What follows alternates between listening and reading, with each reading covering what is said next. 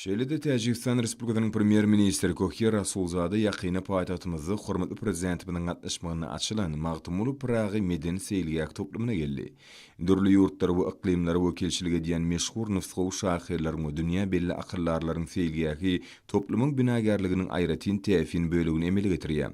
Olaryň hormatyna oturdulan ýadygärlikler dostlugyny we halklaryň hoşniýetli goňşulygyny alamatlanýar. Bu ýörelgileri Magtymul Pragy öçmez ýetmez eserlerini näpdir.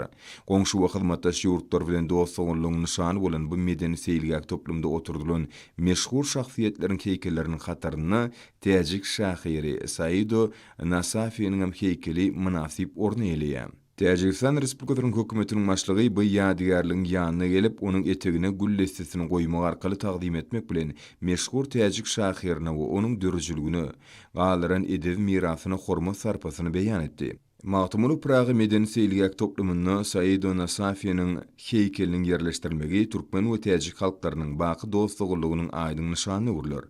Ýokary wezipeli mehmana bu medeni seýilgäk toplumynyň hemde Magtymul Pragynyň ýadygärliginiň binagerlik aýratynlyklary, milli özboşlugy barada gurrun berli.